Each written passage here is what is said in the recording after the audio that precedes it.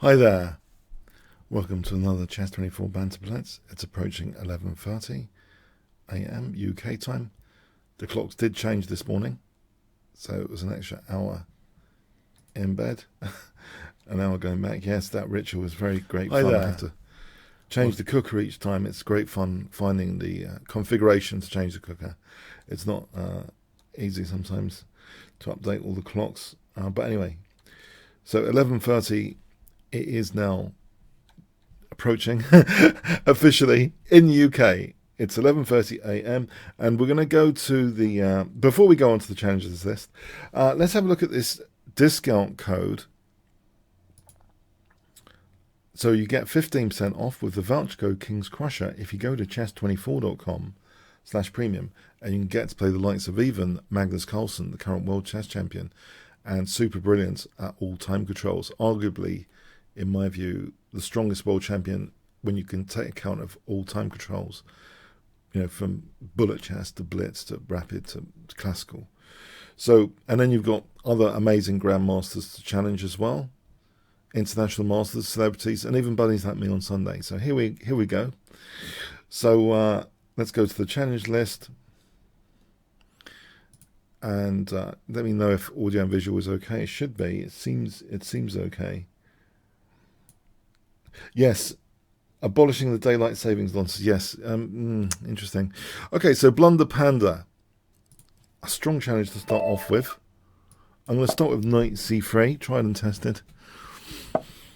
Okay, we're going to have a Grand Prix attack transposition. I don't mind this, usually.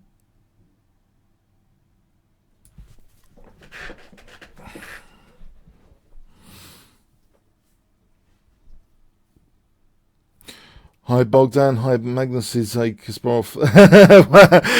Okay, no, I shouldn't read that out. Okay. The first time I read nicknames out, that happens. Okay. A Kasparov wannabe? It's not Kasparov wannabe.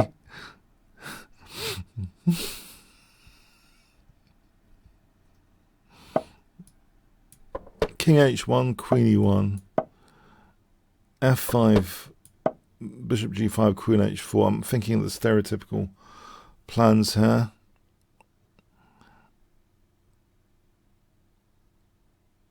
So I would imagine f5, bishop g5, queen h4 being handy, trying to exchange off the dark square bishop, create some dark square weaknesses. That's the initial plan. And then when you consider knight g5, there could be an overloaded piece on f6 later. Okay, do I start with f5 here or queen h4? Queen h4, there's knight h5.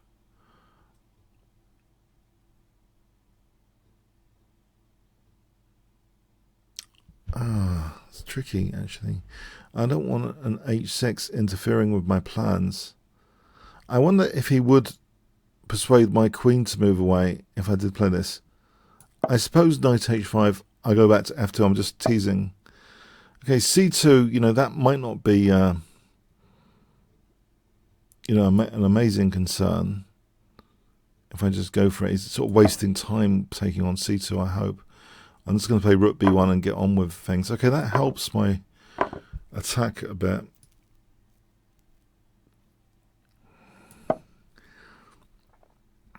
So I've got my bishop liberated now. I can pile on the pressure on f5. So I want to pile on the pressure and play probably rook. I'm just kind of pinning that now, aren't I? If he moves his queen, I'm going to take on f6. So it's kind of relatively pinned. I know you can rebel against relative pins. And not sure at the moment he can rebel against a relative pin. So I'm hoping to just double and then play like rook h3. It looks pleasant enough as an attacking position goes. I've definitely had worse attacking style positions. It's a sort of position I think one shouldn't mind from the Grand Prix attack because the bishop's kind of opened up. So just all the pieces seem to be working together as a team on killer common squares, I like to call them. And okay, I've got a relative pin here on f3. There is some issues for me. He's controlling d5. Maybe I play bishop d5. Oh, okay, maybe I should have played bishop d5 when I had the chance. I've just realised now I might have missed a golden opportunity. That is a shame. Okay. Because then that pin would have been quite painful. Now, I suppose bishop f4, it's too late. He plays queen d4, does he? Or does he go back? Do I need to test that, or do I play rook h3? Interesting. I'm going to test rook h3. The crude idea bishop f6 for queen h7. Let's just test this for a moment.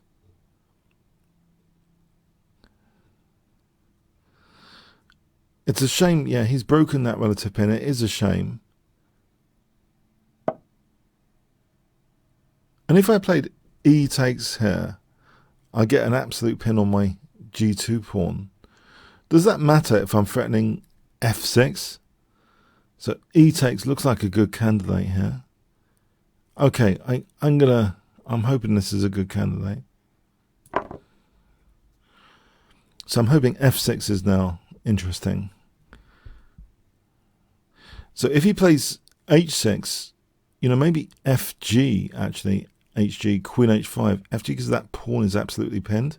So there's two absolute pins going on in this position. When you see pins position, I like to say that the power of the pin piece is illusionary. So h3 is illusionary, g6 is illusionary because that pawn's absolutely pinned. So there's two illusions in this position. There's lack of support with these pinned pawns. Okay, here it seems as though this and then bishop f7 looks pleasant enough. In fact, I would say bishop g6 is maybe more dangerous than taking on e8, just to undermine the knight on h5. That knight on h5 is asking for it, surely. My back row is a potential liability, but the queen controls e1. Potential killer common square for sure if he had queen e2, you know, g2. At the moment, I'm not sure g2's a major issue. I think I like to be more concerned with my opponent's downside. See, I'm winning a rook here, aren't I? So I can just win a rook or take the knight. Well, I like the idea of taking a rook. And I don't think I'm getting back row mated yet. So queen takes h5. First thing, checkmate.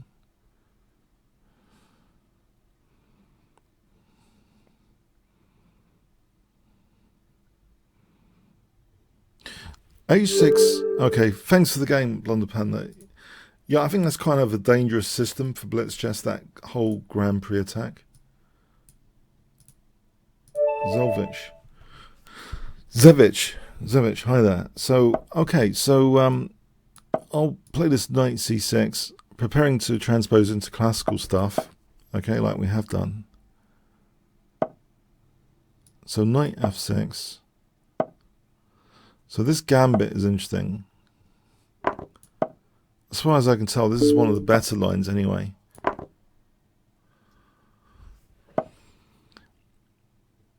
And I think I need to kick that immediately.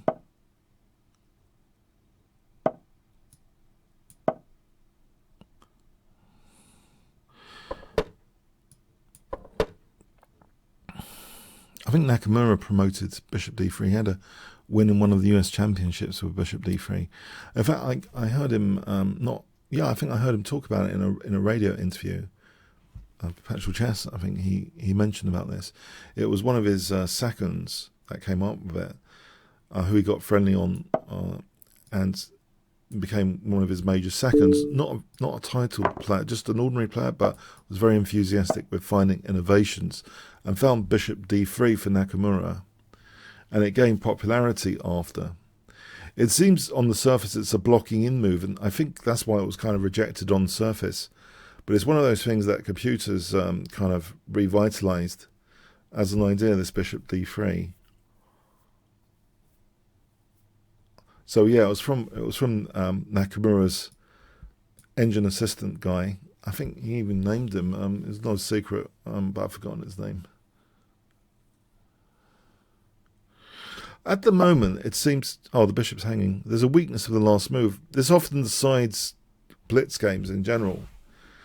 C3. It's just literally weakening the last, d3.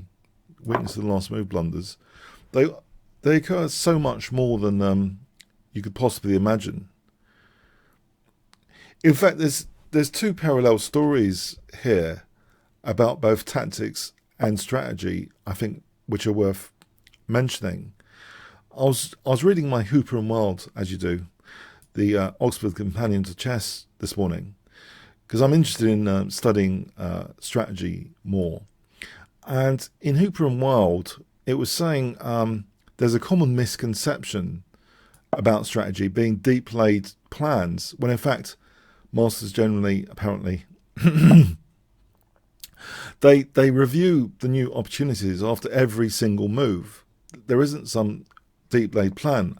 I think the confusion comes from often the one-way matches of the past where opponents were often severely mismatched. Maybe, before the rating system, they were severely mismatched.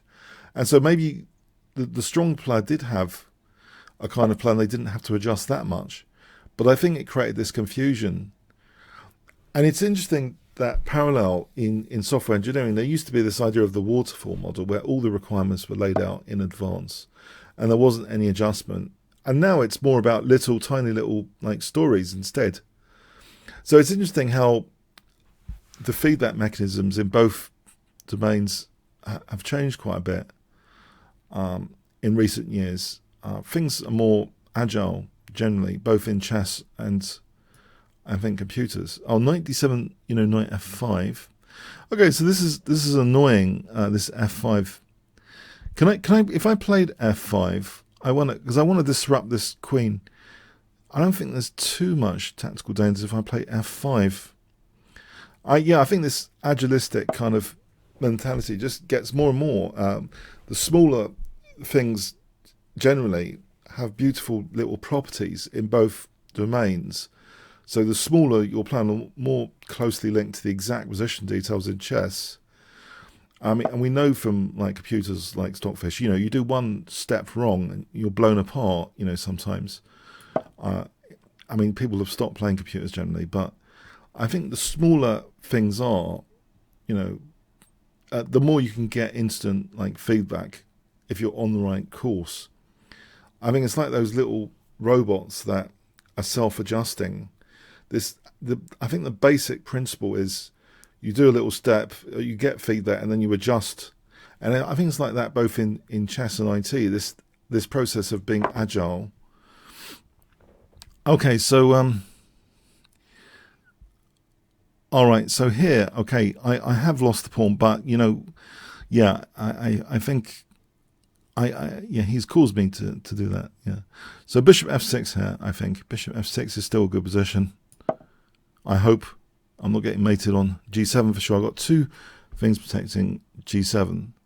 So I think maybe bishop a6 and rook a d8. This looks like a dominating position. It reminds me of some game Morphy played once where he had a dominating blockade queen on d3. There was a game of Paul Morphy.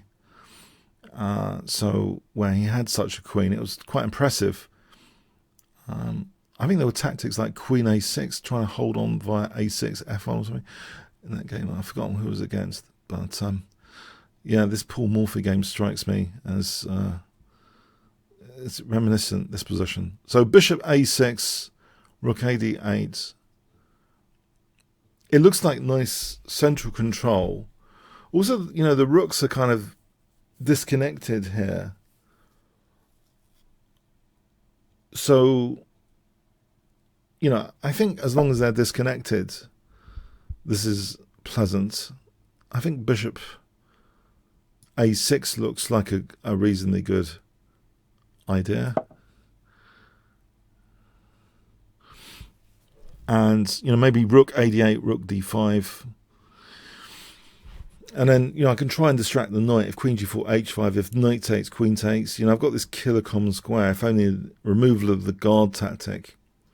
I think that's an interesting thing about the names of tactics. If you get enough synonyms together, so you had multiple synonyms for removal of the guard, removal of the defender, or undermining, you find the right synonyms to describe what you actually want to achieve. I want to remove the guard here, the defender. I want to undermine the knight, the rook.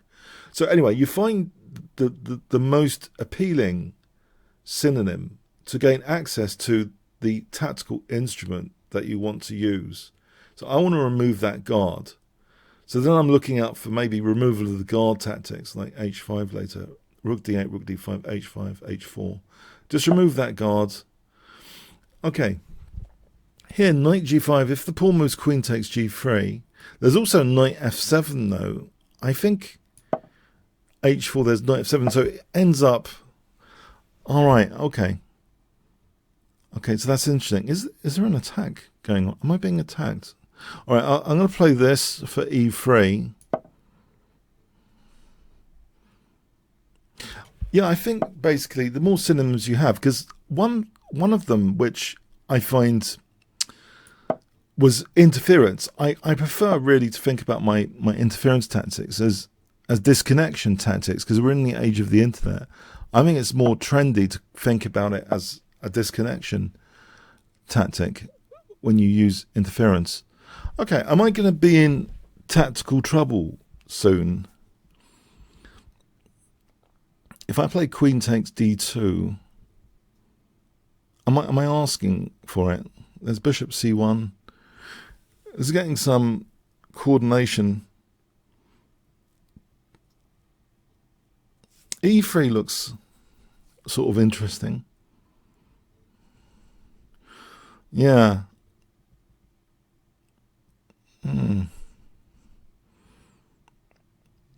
Yeah. Okay, I'm going to try E3. I hope this doesn't backfire. Okay, knight F7. Oh, crikey. There's a potential queen H6. Yeah, this is starting to look a bit scary.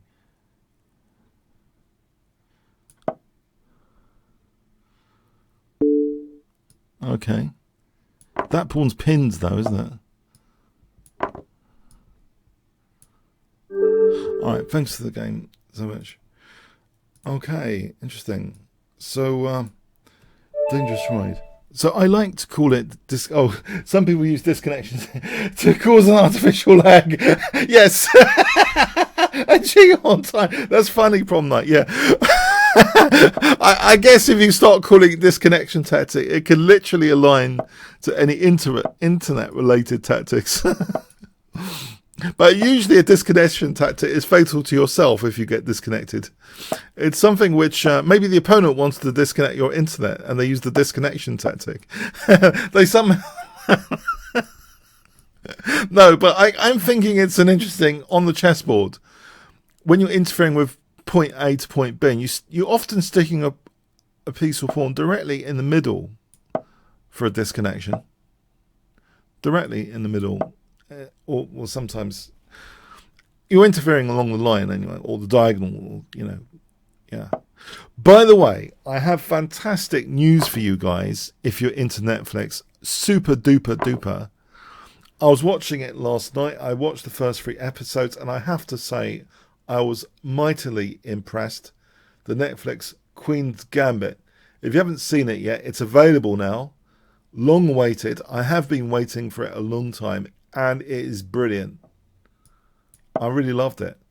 It's fictional names, but I think they sort of align to real life players. The Queen's Gambit on Netflix. Fantastic stuff. Really gripping. Got to check it out. It's a Netflix original. Absolutely brilliant. So if you want an hour or two of total enjoyment and immersion, I've watched 3 episodes so far. You're at episode 6, Bogdan. All right. It is brilliant, isn't it? What do you think, Bogdan? It is brilliant, huh? I think they did a really good job, and you can see the boards quite clearly. And I totally love the whole atmosphere of the tournament venues and the locations. They are often, prestigious locations shown with those beautiful tournament venues. I love the idea of these prestigious hotels locations, which I mean obviously some tournaments they are in nice hotels like Gibraltar. I've been there, Kalita Hotel. That's a fantastic experience. If you can afford it, that's worth a punt when things are better, especially. So yeah, I love the whole vibe given to the film, to the locations. I think my most prestigious venue ever was one of the British Championships in I think it was Liverpool, actually. But I also like other locations for British Chess Championships. But I love it when it's in like a nice hotel or there's Greek pyramids around. When there's Greek pyramids around, I think you can't beat when there's beautiful Staunton sets and Greek pyramids around, really, you can't beat that for inspiration, yeah? I think you've got no excuse not to calculate well when you've got a nice, spacious venue, Greek pyramids around. Nice Staunton sets, yeah? I'm sometimes horrified when I see some countries bring your own rollover. I think, why bother playing? I just think the inspiration is lost. If you're playing on a plastic rollover set in a crap venue, I think why bother playing? I think it's good to have an inspirational venue. Do you think the Russians had crap venues? No, they had prestigious venues. Check out their venues. I think it makes all the difference. Why haven't I got Queen takes knight here, winning 3 pieces in a row? Is this like drafts? This is like a drafts move. I'm winning 3 pieces in a row here.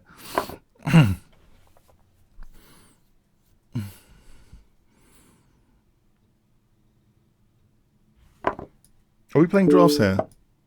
I think that's worth a queen. Queen sacrifice. Calculated queen sacrifice.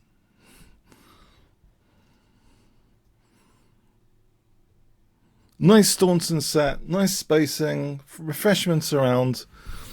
I love that stuff. In fact, now that it's not really an option, I kind of miss that possibility of playing in some prestigious. Now that I'm seeing that Netflix thing, I think it's made me feel, that would be nice actually. Yeah, that would be nice. Okay, what about f5 for bishop g5? Isn't that crushing coming up? f5 for bishop g5. Why isn't this crushing? This is a sort of liberational move, f5. Liberating the bishop. Why is there a reason this wouldn't be crushing? There's a killer common square emerging here on d8. Okay, thanks, Dangerous Rise. Okay.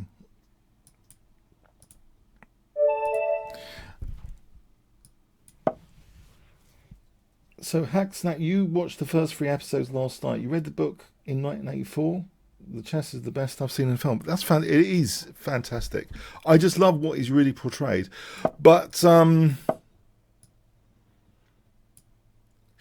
the only thing that strikes me about chess tournaments, they're not entirely social. They're all out to get you on that tournament. Generally, no, it's good to build friends and networks, though, within that competitive environment, for sure. When I like going to a tournament in the past, I preferred, like Sutton Library was a great venue. So I went with my Greek mob, Paul Georgiou, Alex Evolantis, Kostas Karamas. We used to go as a sort of group to a lot of tournaments, and that made it more fun. So I think that, even though a tournament is ultimately, very competitive, I think you build your networks as well. So if you combine all 3, you want to go with your tribe, you want a prestigious venue, prestigious sets, nice professions nearby, relaxed schedule. I think the better you're treated, I think something happens, inspirationally inspirationally to one's play.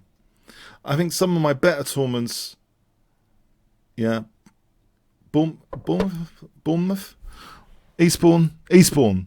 Yeah, so I think Eastbourne. I think some of the seaside locations of the British Championship have been pretty good, actually. But yeah, it all comes back to me when I watch that film. Actually, it comes back. Yeah, the fun of the actual tournament venue. Yeah. Okay. So queen takes c6. Is that crushing because a8's dropping? It's a disconnection. It's a self-disconnection tactic or interference. The two rooks are saying goodbye to each other. Goodbye, goodbye. They're saying goodbye to each other. Am I winning both rooks as well? Okay. In fact, they're leaving the board here. This is another draft mood. I seem to be winning two rooks every game at the moment. What is this? Okay, so let's go on to the challenges. Let's go on to another challenge. Okay, Bogdan. Hi, Bogdan. Okay. So I'm going to play this Mexican defense, a major upgrade to knight c6, the Mexican defense. So c4, I think, c4 is going out of fashion rapidly with the London system. It's going out of fashion. Things do go out of fashion. I think people maybe are sensing the dark square weaknesses, the dark side of c4. Maybe I'm wrong. Okay, bishop b4 and e takes. Am I losing a piece? Just to make sure I'm not losing a piece, I think bishop b4 and e takes. Or am I going to end up losing a piece here? So knight e7, or just double the pawns here, like a Nimzo engine. So it's a sort of Nimzo engine transposition. Okay. I don't need necessarily double pawns over here. So it's a Nimzo Tango hybrid.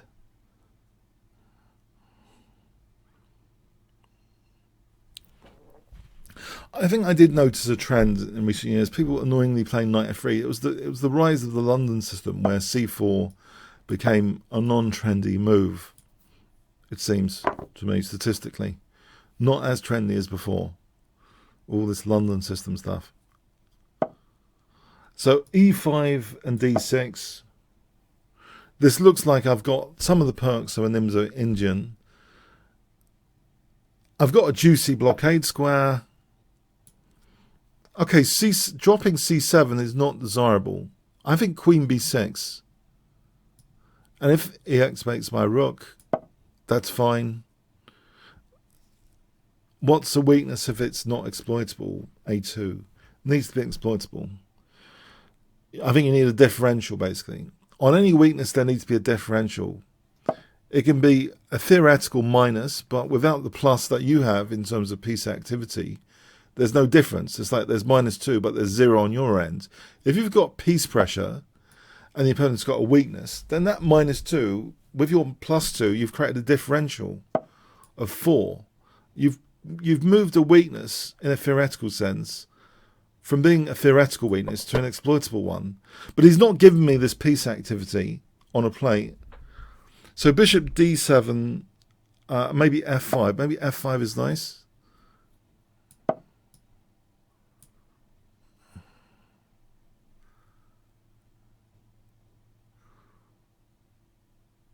That's why I think, for example, in gambits, you've got a lot of piece pressure, you've got a lot of strength, you've got a lot of plus.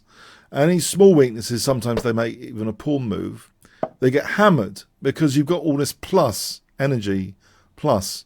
So you get that differential. When you have gambit and you've got all that piece pressure, there's a massive differential possibility. It's worth thinking about it, I think, philosophically, these things. So I'm going to double the rooks and try and crash through on the F file here.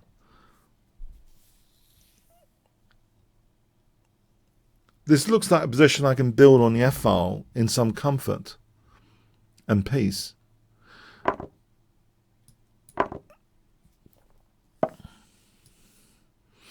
Okay, knight e4, huh? All right, e5 for knight e5. All okay, no, maybe this isn't so easy.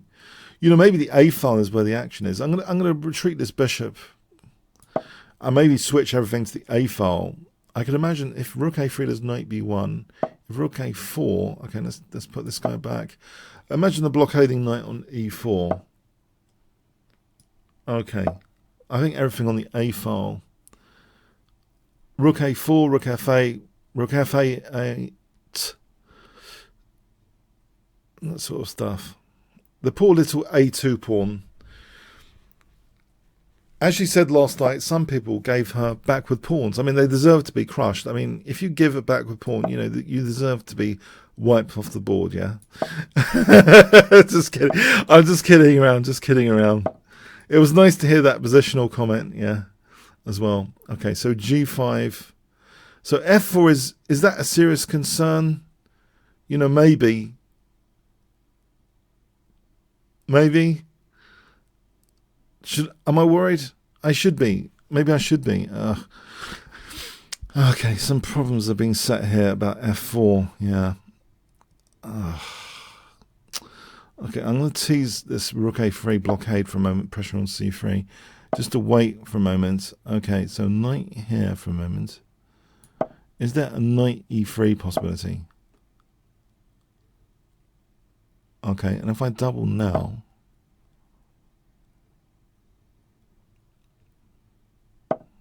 Sorry, Queen's Gambit, wasn't it? Not Queen's Sacrifice, the film, the Netflix film. Queen's Gambit. So knight G6, there's going to be a tactic. Okay, what about if I support knight G6 to F4 with King F7? So I'm going to play knight G6 to F4. Okay, thanks for the game, Bogdan, yeah. Okay, yeah, I think that's difficult for white at this position. Positionally. Silo.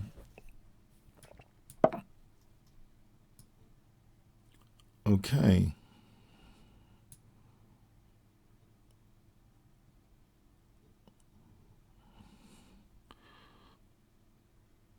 Okay, 1, 2, 3, 4, 5. I think I'm going to have to abort.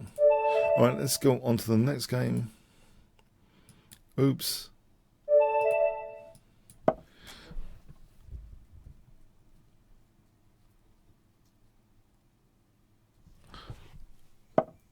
Okay, so knight F6.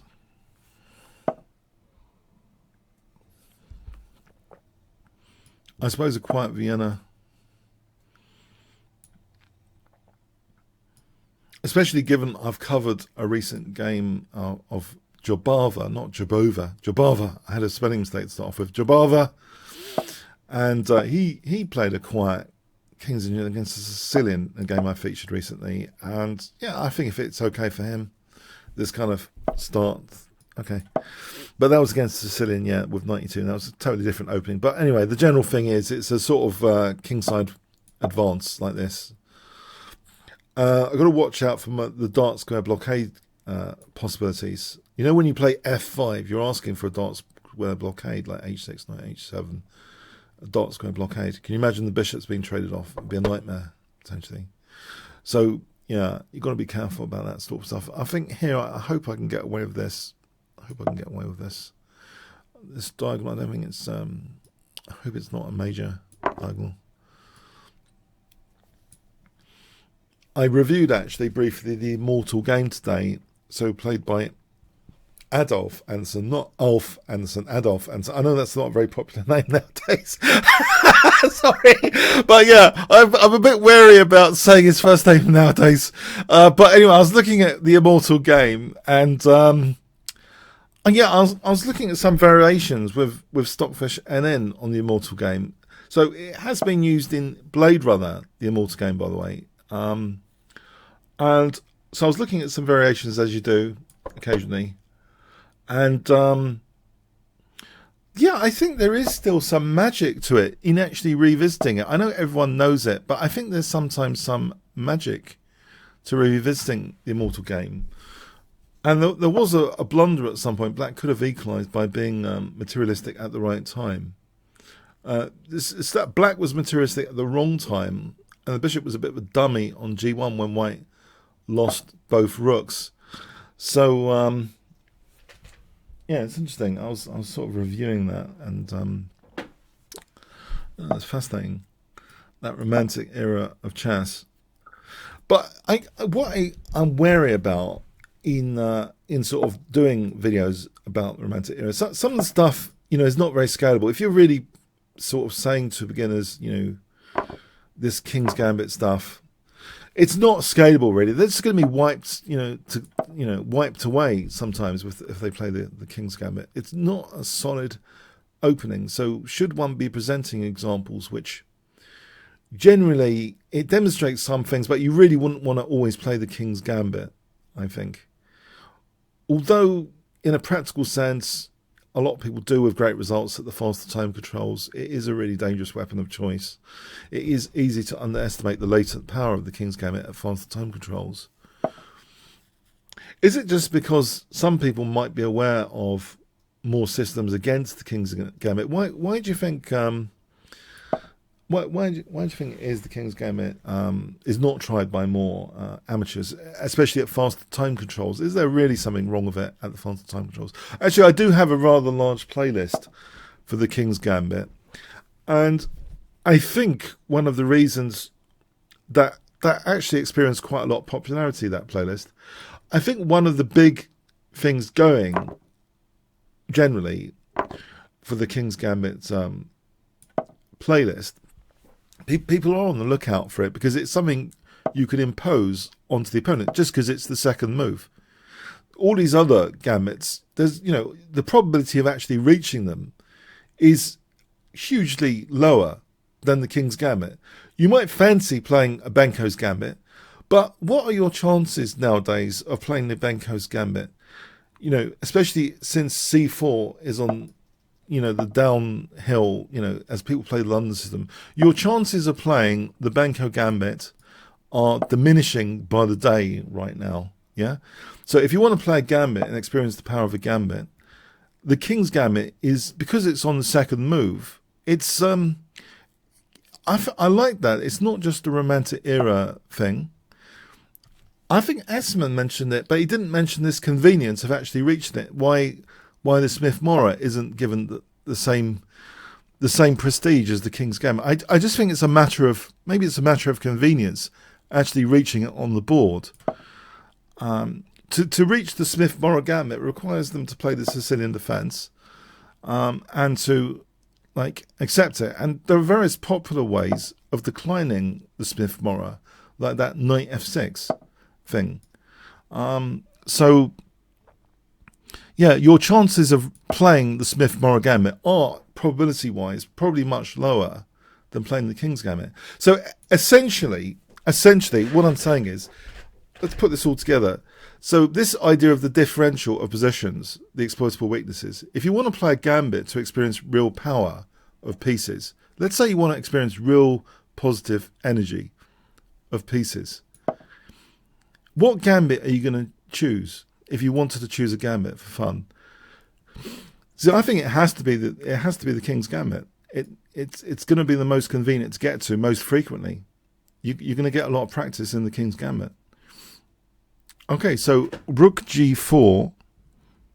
Is that a move, or am I getting blasted here? This looks as though F5 could be a tactical response at some point.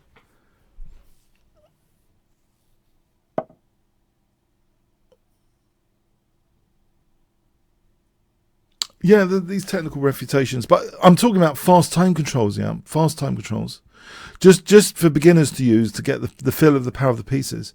I'm not talking about more serious games. Although, did you know that there was a high-level Grandmaster game where Nakamura beat Adams with the King's Gambit? So they're both over 2,700, and Nakamura managed to beat Michael Adams in a King's Gambit. Okay, so if I played F5 here, I did actually cover that on my channel.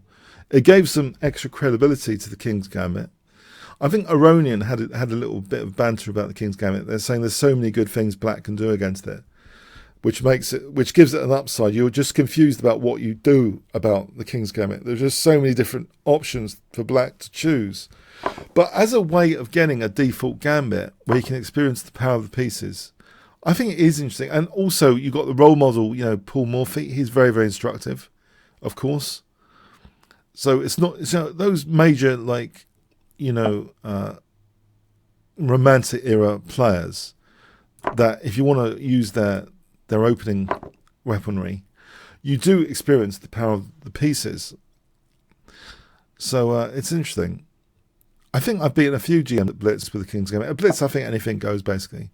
Anything goes at Blitz, generally. Okay, so Queen G3. Queen G3. Queen G3.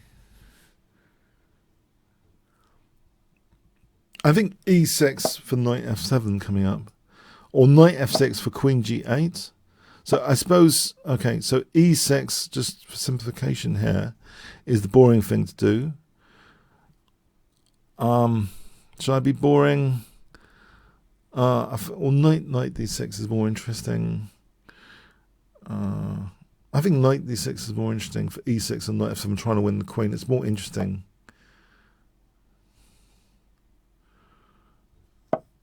Okay, so E6 here or F6. All right. Okay. Thanks. Oops. Okay. So, eloquent. Okay. Batman27 says, cautionary, you say that if you play the King's Gambit, you should be very knowledgeable. Yeah. Patrick says, Patrick Moose says, I never played the King's Gambit because I'm a D4 player. I love the closed position. It's very good. I think there's an alignment going on, a micro alignment going on. I think you need to have openings which you love playing. And there's some sort of alignment to one's personality, level of risk, appetite, etc. Like Petrosian, his level of risk appetite was very low because he simply hated losing. So he loved totally the closed positions. So if you wanted a closed position repertoire, I think you'd look at Petrosian. You wouldn't look at Paul Morphy. It's a very stark contrast. Or, Karpov. But Karpov is like Petrosian trying to win. Petrosian is like Petrosian trying to draw. So I think Petrosian, if you don't like losing, Petrosian, I think. Master of prophylaxis. I think if you did this alignment with your personality, so P99 says it's important what kind of position, it's important that you know the position. I think if you get that alignment going, I think it's going to encourage you to put the work in. I think once you're fully aligned with your personality and needs, you might be putting the work in more than in openings, you weren't. Yeah. So you probably get that effect. You probably get more. Because I kind of like the tango, as you've noticed, that Knight C6. I think one of my early memories, my dad was saying, I asked him, why did you move that knight? He says to provoke weaknesses. And I kind of remember that fondly. And this whole idea of a whole opening the tango based on provoking weaknesses, it strikes a bell with me. And, kind of nostalgic reasons, historical. So sometimes, openings can have sentimental value for the ideas that is represented. You might want a provocative opening. You might want a solid one. You might want one with piece pressure. So I think you start investigating the key players that maybe are using that opening as well, the key exponents. I think the London system, though, is hugely popular for very, very good reasons, which are entirely practical, in that that's another opening you can reach without having to know a ton of opening theory. I think for most non-professional players, the idea of spending half their time learning trendy stuff in the Sicilian, which might expire the year after, or engines might refute all the technical lines, that idea reminds me of these books you get in the second-hand bookstores about Visual Basic from 1990. That book is now worth as much as a doorstopper. Now, what about all these variations which are sharp and the engines are just going to refute anyway? So I think sometimes there's a case for playing a more quiet, positional stuff, which doesn't require tons of memorization. But my key point here is about time in relation to one's own chain weak link chain, because you might have severe weaknesses in your endgame. Let's say you don't know 100 basic endgames. Let's say you don't know them all. And you're spending your time learning the Sicilian defense, right? You know, you should have maybe balanced out your time with middle game and end game. Yeah. And because you're learning all these sharp lines which are going to expire, you know, it's pointless. I think it's largely pointless, a lot of this sharp stuff. I think unless you're like a pro player and it's for a specific game, for a specific opponent, I think for the general like club player, I can see the attraction of using a system now like the London system. And this is not just because I did a course on the London system recently. I was convinced. I had to look inside and think, why is the London system popular? There must be some reasons for the London system being popular, right? And I think it comes down to that. It actually gives you more time to evolve as a player. Yeah, because everyone should read this book called Goal. If you haven't read this book called Goal, right, you should read this book. It's called Goal, right? So in Goal, it's a management book, okay? They put these robots into this factory expecting a huge performance gain. And there wasn't a huge performance gain at all because they optimized a certain part of the system, yeah? So the whole factory was not actually more efficient. They only optimized one link in the chain. And if you look at your chess as goal, right, you need the whole system at the same level. At the same level. You need to flatten all the links in your chain. Yeah? So if you can't do that, you just continually let down by your weakest links. You just let down by your weakest links all the time. It's annoying to be let down by your weakest links, but that could be the case. And you might not be realizing this at this meta level, but you've got to find like quite often your weakest links and get them at the same level as the other links. Yeah? In my view. So anyway, I'm about to lose g5, aren't I? Shall I just lose g5 in style? I'm fed up of the possibility of losing g5. I'm being crunched there. Is there bishop c4? Hold on a sec. Can I get away with bishop c4? I'm getting fed up with this knight. Oh, I have just lost the piece. Knight takes d2. Okay, I'm getting crunched now. It's official. I'm getting officially crunched. Okay. I've just lost an entire piece.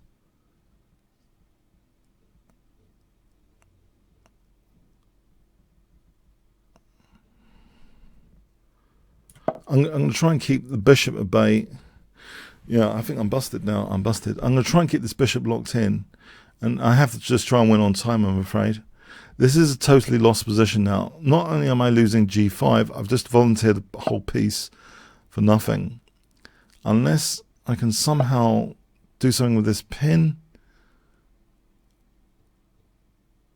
With this pin knight, rook c1. This is starting to look a bit desperate. I think winning on time has to become a major strategy here, I'm afraid. It's become that bad. Okay, so rook c1 or rook f6. Rook c1 or rook f6. I think rook f6.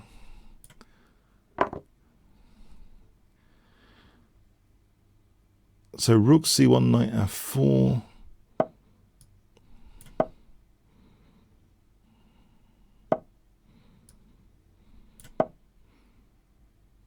Okay, so there's a pinned pawn on d4. All right, no, that's pinned. All right, thanks. I was being done over there. Okay, so anyway, back to this. So that Goal book. Have any of you read the book Goal? It's like a must-read. It's a novel as a management book. It's one of the most amazing sort of philosophical novels I've read. Anyone read Goal? You should read Goal, yeah? So it's about this weakest link theory. Anyway, it explains the weakest link theory quite well.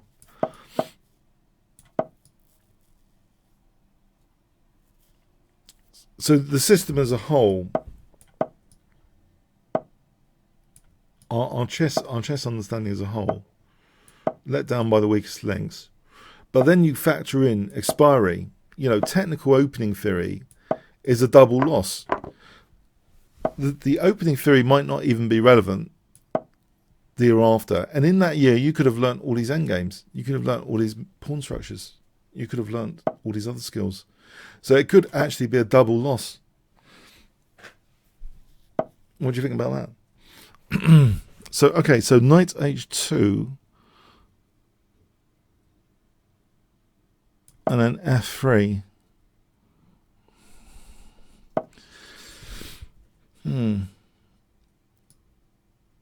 Okay, I think one of the weirdest technical opening theory exercises I've seen in a book is Polgiavsky's laboratory, his pet line. I thought it looked a bit dodgy. It's sort of ambitious and dodgy, Polgiavsky's Sicilian variation. I don't know even why I read that now. It just seemed... I must read all this Russian literature, yeah? So Polgiavsky's variation of the Sicilian and his experience involving that line, yeah. I mean, seriously, I mean, you might as well read a book on Visual Basic, yeah, from, you know, to 1950, you know, not 1950, 1980, 1990. I mean, the line, so he plays Kasparov, Polgiavsky. Kasparov just wiped him out. Kasparov just had something prepared. He was also a sitting duck, yeah. Kasparov just wiped Polgiavsky out, yeah.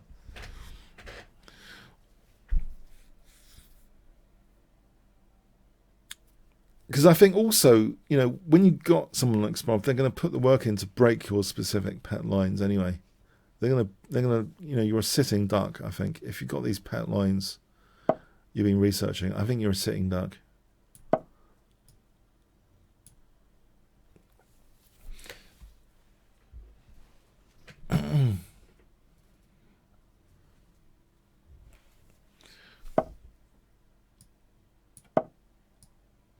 I did this course recently. I've got a new course, I have to say. Sorry, I'm not trying to promote my courses.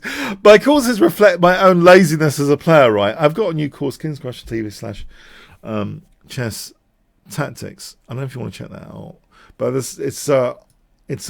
I put a lot of effort into it in recent weeks. That's why I'm a bit more enthusiastic maybe about tactical ideas. And hopefully not being blown away tactically so easily. But yeah, I think a lot of the stuff I've been doing reflects my own kind of laziness as a player. Because also, I like to factor in time watching Netflix in the evenings. I don't want to be reading chess books. I don't mind watching chess films, like The Queen's Gambit. That was very, very entertaining last night. So what is it that a totally lazy person would do to improve their game as rapidly as possible? What is it, I wonder? They'd improve tactically. Forget positional play for a moment. They'd improve tactically, I think, because even if you have glorious positions where you've fragmented successfully the opponent's pawns, right? I'm in trouble here, aren't I, for h4. I'm going to get annihilated if I'm not careful. Because knight e2, there's bishop e2 and queen h4. I'm about to be annihilated. So knight h1 is desperate. Okay. So I think you'd have lazy openings, a lazy guide to the middle game, and that would be tactics first, yeah? Can I do this at least? Bishop g5. Okay, so if I take the king's sort of in the center, right? EF, and then rook AE1. Am I fragmenting a pawn or two, at least?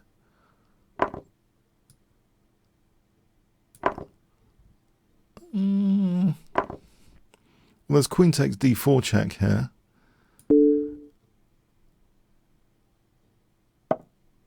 There's f6. There's bishop h3 after that. You can distract my rook. Well, there's always rook f6, queen f6. So I don't think bishop h3 is going to cut it. So I think f6. So bishop h3, rook f2.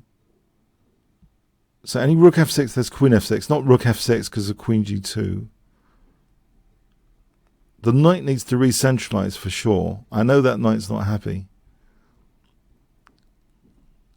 So rook f2, rook af1.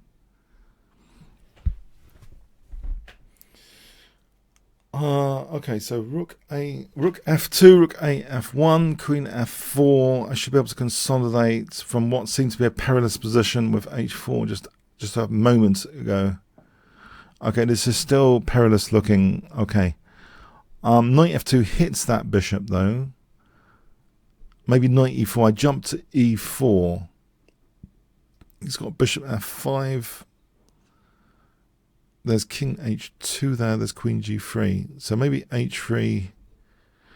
Maybe I should be ready with h3, g3 without h2. I'll literally blockade this pawn with my king. So in other words, what I'm saying is king h2, ready to blockade with g3, and then knight comes out. So the knight's holding at the moment g3. Okay, there is also f7. There's also queen f4. At the moment, f7 holds that pawn because if rook takes, there's queen takes h8. There's no queen g3 at the moment. h3, g3.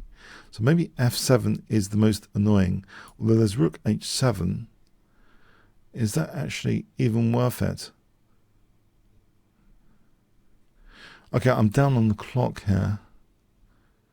Getting down on the clock. I think I've got to move. I'll give up that pawn.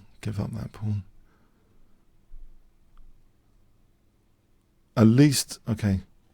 The g3 isn't just by the knight. There's a queen a7 to factor in. He's getting that pawn back.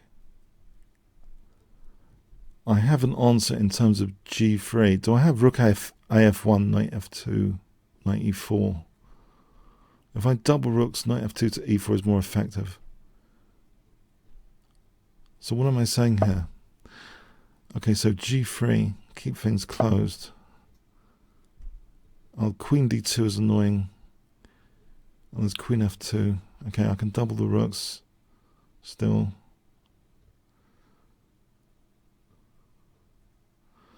He's taking his time. Rook a f1.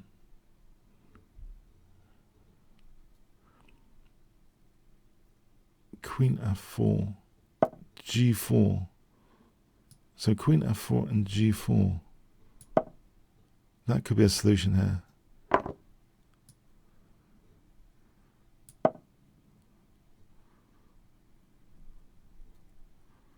Queen takes b2 is needed. He just plays queen takes b2.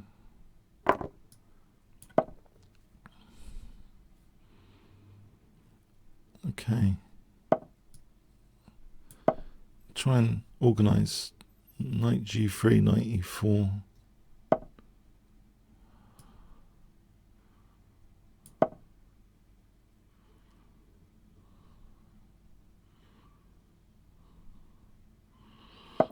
Don't like the piece pressure I'm under. Knight f6 for g5 to seal this f file.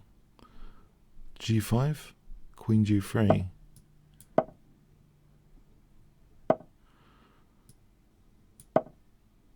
Queen h3, is that too dangerous? It probably is. I don't need to do that. That's crazy.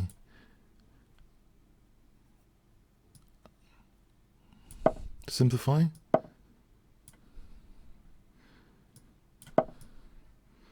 Oh, pre-move time, I think, anyway.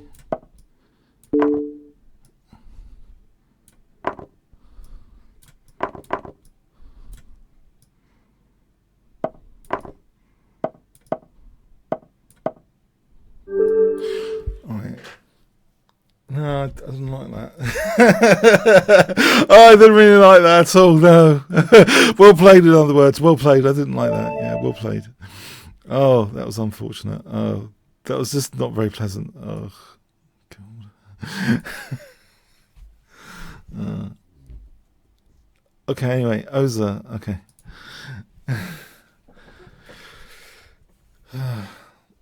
1, 2, 3, 4, 5. Okay.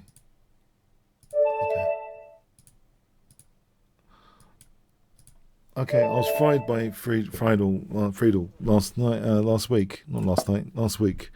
Let's see, I'm white this time. Okay, I don't mind this. Ah! Very funny. Oh, very funny. Waiting for my F4, waiting to pounce like a cat. Setting a trap. Yeah? Setting a trap for me to play F4. Very good, very good.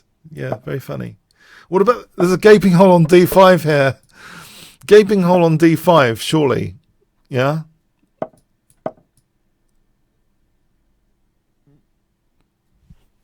This is a very committal structure to have.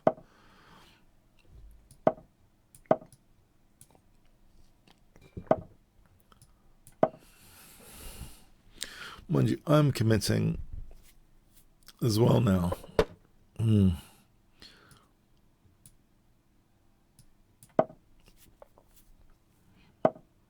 Uh-huh.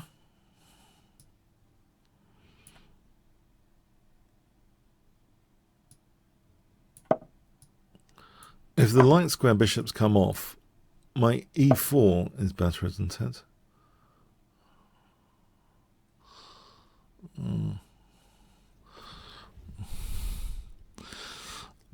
Okay, I've lost some grip on the position already, haven't I? I want knight g3, knight h5. Okay. In light of d4. Oh, e4, bishop g3. Okay, that's good. Perk. G5 here. Or not.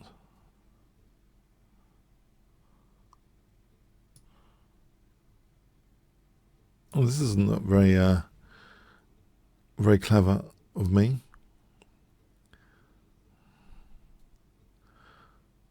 Why is my king being opened up?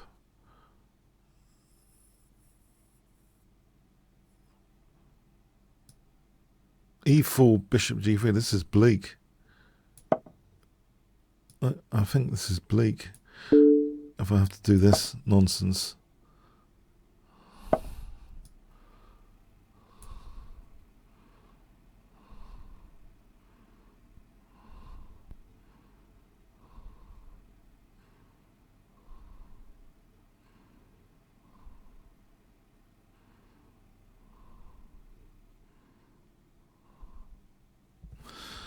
Oh, crikey.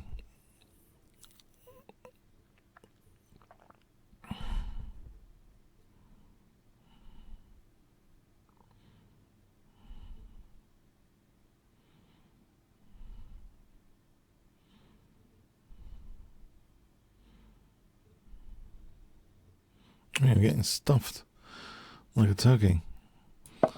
I'm getting stuffed.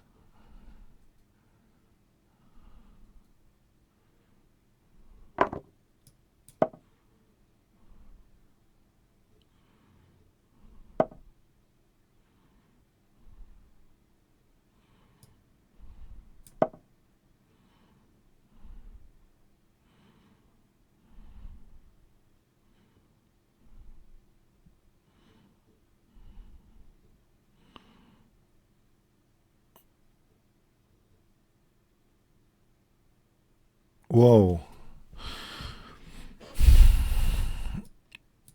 Hang on, let's not pre-move anything for the moment. We've not done enough pre-move damage already.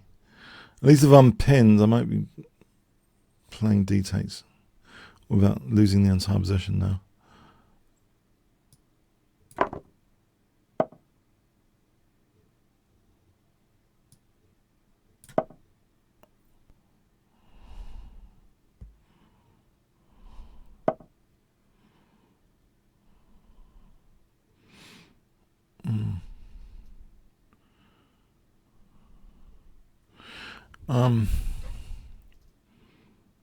Is knight f4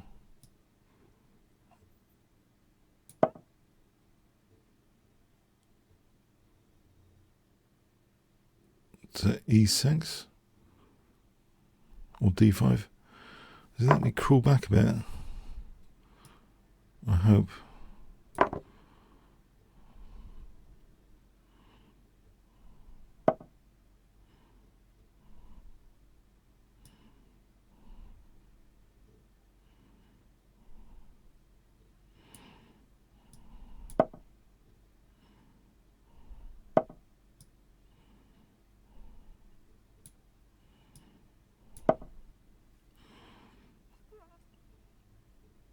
King G1. That might be C3, D3. Okay.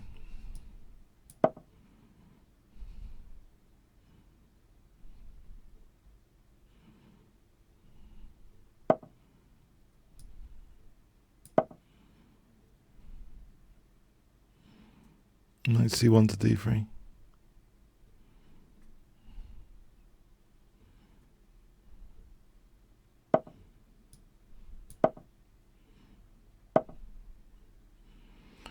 Okay.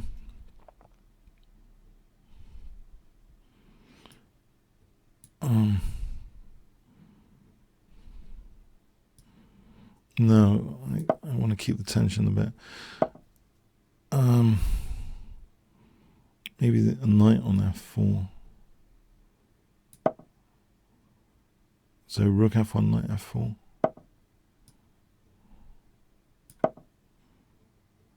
Is he playing knight F3? Maybe he's playing knight F3.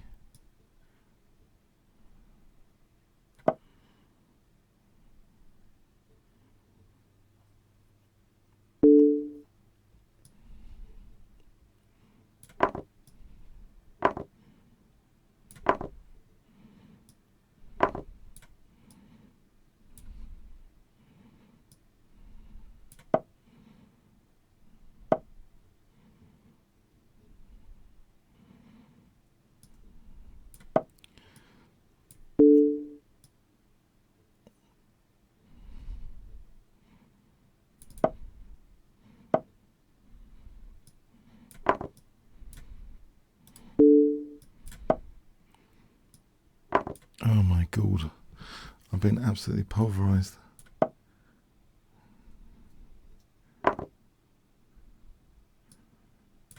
Okay, I think he had a total knockout just then with F2 or something. F2 would have done the job.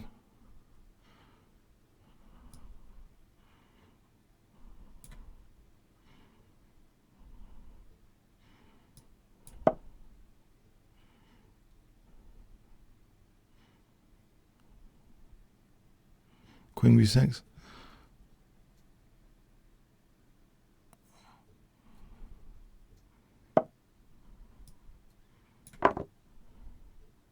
That's Queen E6.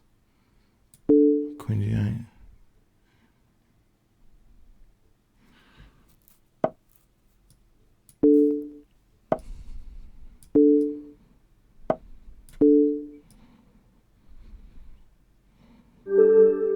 Oh, total swindle. Where's my bunny ears? Look, do I have to put them on?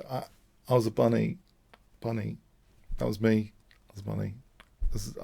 I felt a victim. It was like Bunny in the headlights here. I felt a victim. I analysed this. Oh, I think F2 was knocking me out. I think I didn't mean to cause overexcitement to that level to cause a blunder. This is just Queen G4 here. Queen G4. And then, oh, yeah, I mean, come on. Come on. What am I doing here? What did I do here? Just F2, surely. F2. Is that not crushing? Yes, I think that wins.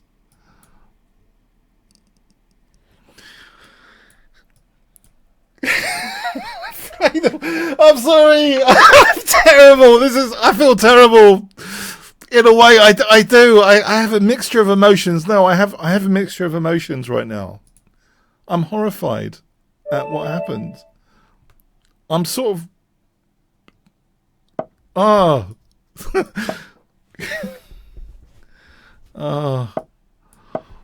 Dear, oh dear.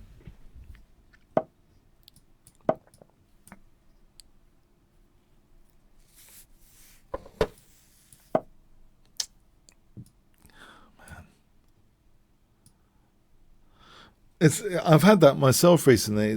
Sometimes one gets such a good position. There's a little downside that creeps in, complacency Downside, yeah, creeps in. You know, if we're engines, we just finish off. I mean, not we're engines. Engines just finish off, don't they? And then get overexcited, you know. But that's the thing, isn't it? And he crushed me last week. Could have been 2 in a row. Could have been 2 in a row.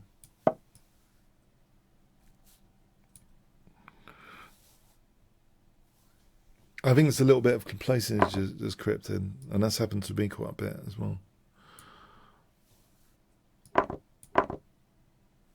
It's also, I mean, the blitz without the increment as well. If it was blitz with increment, that would, you know, that would cover everything probably. All of those little angles of counterplay would be squished out of the equation, yeah. I assume in the longer time control, you'd be thinking more about crushing any counterplay, yeah. The last thing you want in a one-day game is counterplay when you're in the winning position. That's painful. So I mean, you've got higher level security concerns the longer the time control, like make sure there's no counterplay. Yeah.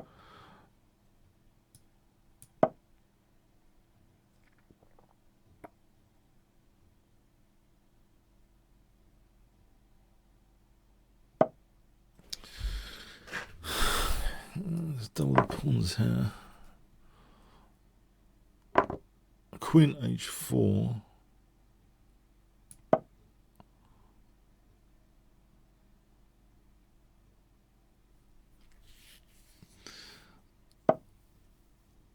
Yes, there's an expression. The hardest thing to win is a one game. Someone said that in the past. Was it Tartago or something? The hardest thing to win is a one game, and that was totally one.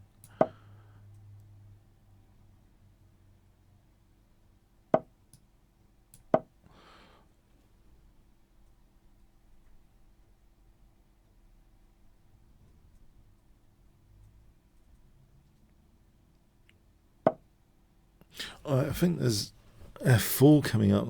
Bishop g5. Oh, there's a nice tactic here. I take there's knight f4 after. Winning the queen back.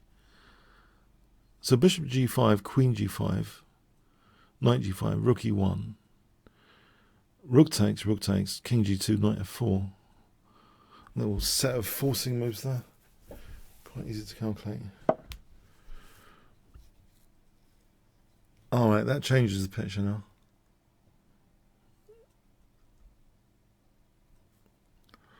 Okay, knight f4 though. If takes, then rook e1. If the queen moves, then there's queen g5, queen g2. I think knight f4 here.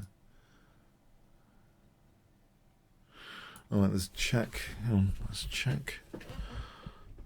Check all checks. King h8. It doesn't change it much. If bishop takes, again there's rook e1. Okay.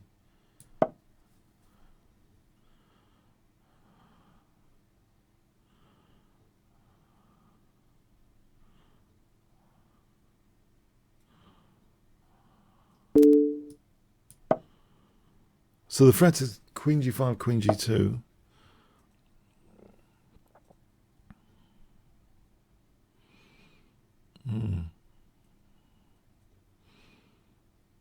What about check and then f4 and bishop moves knight f2? I think that looks tempting just to play for f4. Yeah.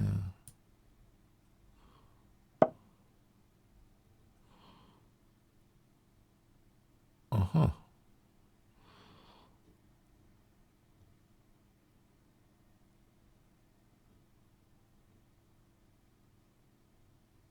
Okay.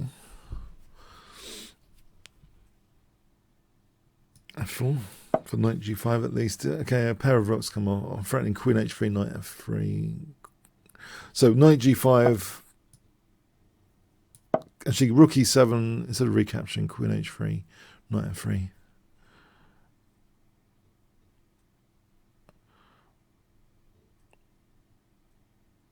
So rook takes e7, queen h3, knight f3. So am I threatening bishop d4? Okay, so queen h3 and then knight f3. A big opportunity when there's, if you don't think about auto recapturing, there's big opportunities or opportunities to lose because I didn't even think about that. Okay, great. Gonna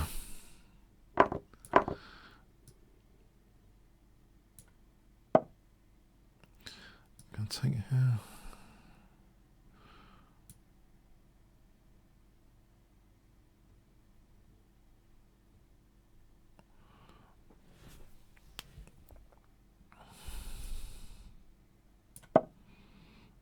Yes, I'm messing things up considerably, it seems.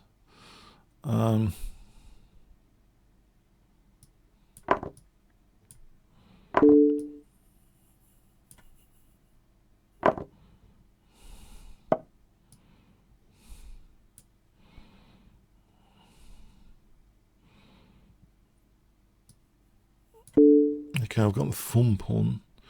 I don't want to lose this because I can imagine pawns coming at me later. I'd like to have king g7 and h5, I think.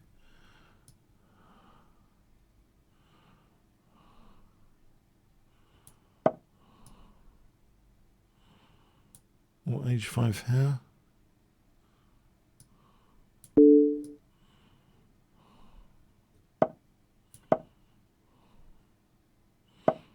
I can take this d file. So the form pawn's pretty secure with that bishop.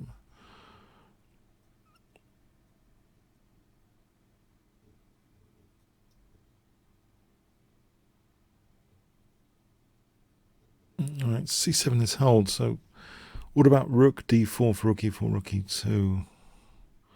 Lose a6 as well, but if I get in, well, there's always a bishop e3, okay. Do I do that? I can lose c6 and a6.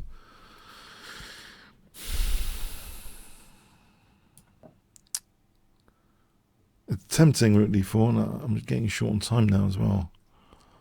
Okay. King light square away from the bishop.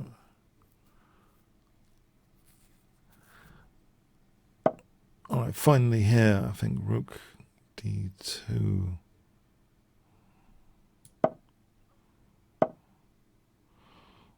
Alright, I can take on a2, try and knock out these potentially winning pass pawns.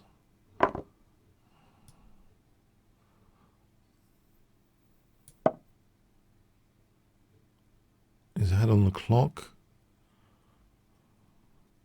I just realised there's a potential mating net opportunity.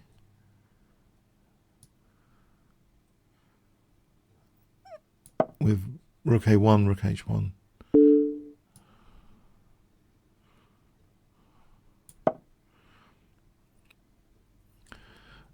I might have to gain a tempo, and then rook a1 threatening rook h1.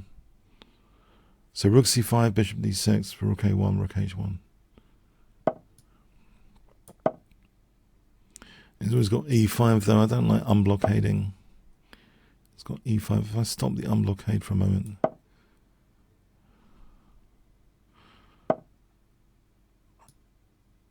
I'm reaching this position with rook a1 becoming palatable.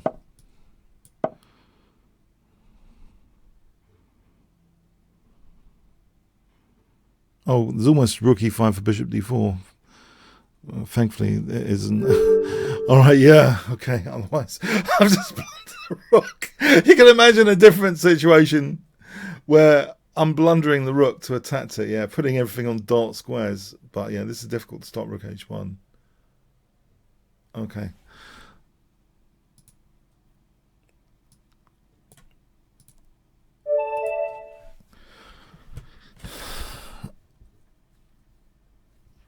Patrick moves. Hi, Patrick. Hi there. Okay, so Mexican defense.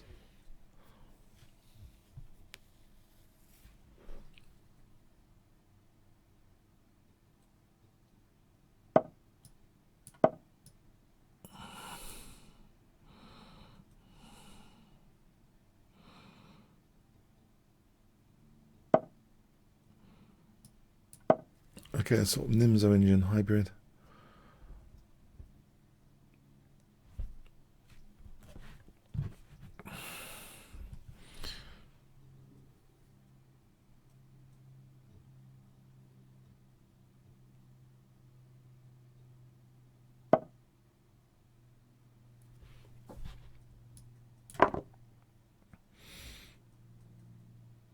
If I castle then the check,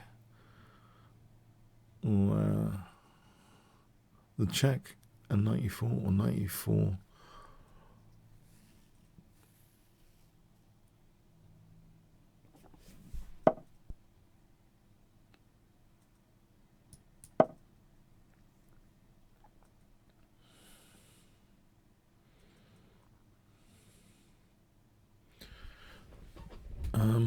Yeah, I can't see too many downsides at the moment of the opponent's position.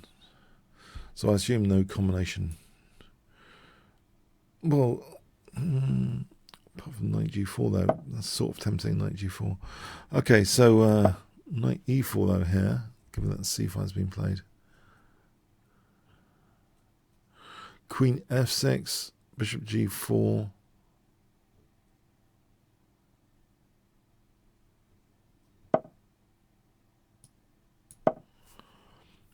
Alright, so bishop g4 incoming. There's a lot of pins emerging here. I'll give up this bishop for bishop g4.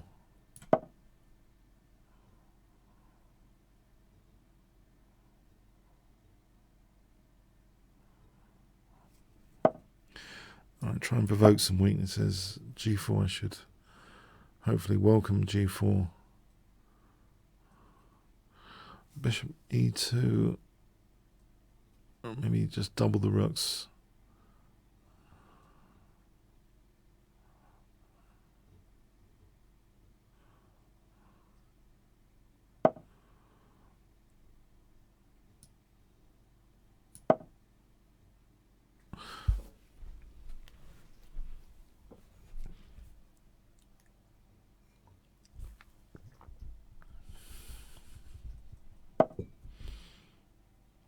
If I play bishop g6 here,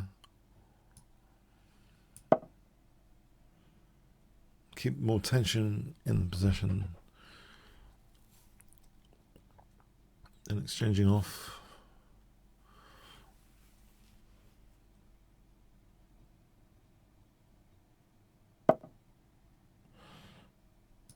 I'm controlling g5 right now with the knight. But maybe h6 is a necessary precaution. h6. Actually, I can imagine bishop h7, g5 being useful. Ah, okay.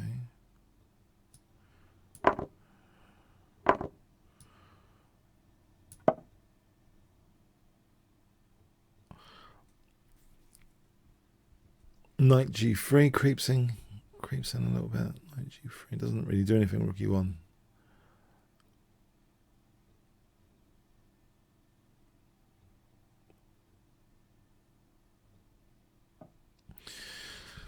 Here it does something. It's funny how the configurations change, and now there's an opportunity for knight g3, I think.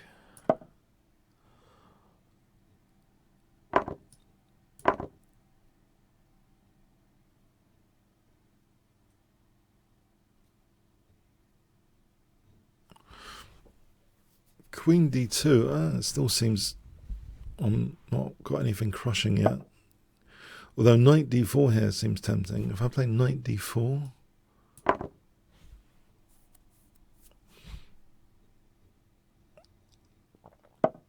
oh, actually, I think he had takes and bishop f7 there. That was a concern. Yeah, didn't he have takes? Okay, all right.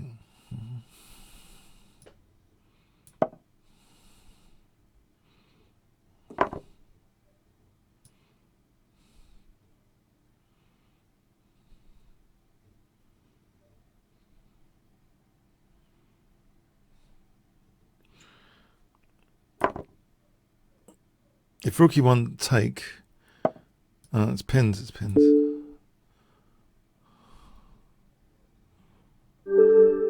All right. Okay. Yeah. I mean, I was wondering if. Okay. Thanks, Patrick. Okay. Prom night. Let's try and play positioning. I think I got destroyed basically last week. and just drawn time, so try and play more solid opening if possible, or not.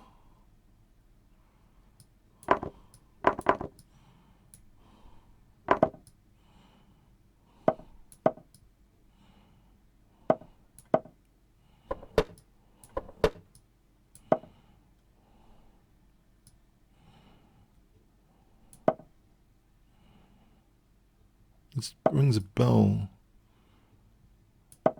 in this position. I think bishop g3. This looks like it could have occurred from another opening quite easily.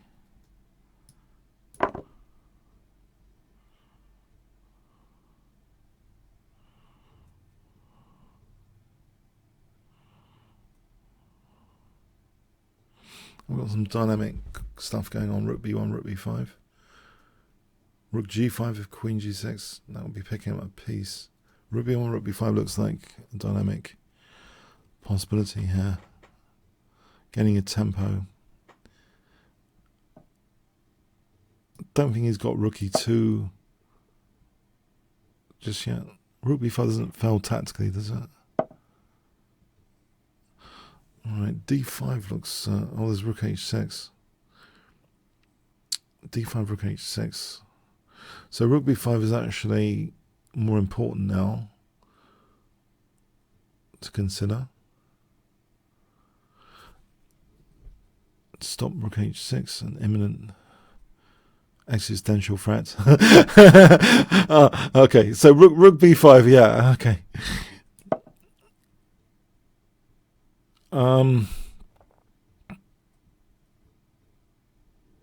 Hasn't he got f5? Hang on, f5. Oh, that complicates things. Bishop c4, I'm pinning the rook. f5, diagonal of death, bishop c4. So there's no rook h6. That's one way of parrying that threat. Bishop c4 here. Diagonal of death to my rescue on this occasion. Defensively, diagonal of death tactic. To rook h6. Okay.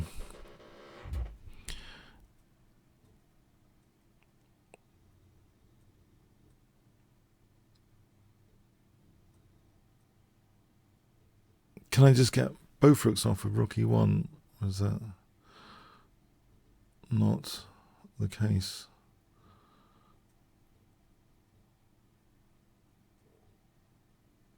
Just to make sure there's no rook e6. So rook e1, knight d8, bishop e6. And if he takes, then I'm taking off the other rook. I just don't want a rook e6 replacement. Bishop f3, g takes. There's no queen f3. Oh, this rook's pinned. There's no blockade on that pin.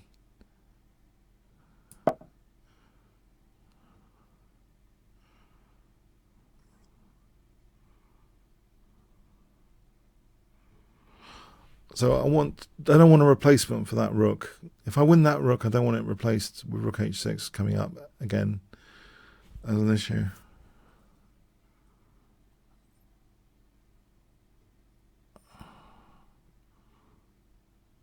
Knight d8, I can double the rooks, torture that pin, celebrate that pin, celebrate the pin.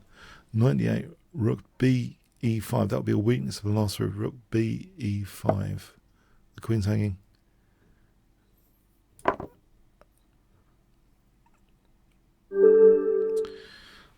Alright, thanks prom night. Okay, got a bit lucky there with the stuff. I think there's only 2 minutes to go, so should we stop there on a high, yeah? Okay. On a high for me. Let's stop there on a high for me, yeah? Okay. So I want to just show you this. Very important. If you want to crush me, if you're outraged, if I've caused outrage, you want to come and crush me next week, bring it on. Yeah, but you can also get 15% off voucher code Kingscrusher. Go to chess24.com/premium. Come next week. Half an hour before, try and exterminate me. All challenges welcome. So that's that voucher code, yeah. Kingscrusher. So I hope you check that out. And Yeah. Okay, so I hope you got something from this week. I kind of like the meta talk. Hope you don't mind. Hope that found that useful, the meta stuff. And all right, have a good and check out that Netflix, The Queen's Gambit on Netflix. It's amazing. A 5 star, 5 out of 5. Queen's Gambit on Netflix. It's just been released. It's a must see for all chess fans. Queen's Gambit. Okay. See you next week. Thanks so much.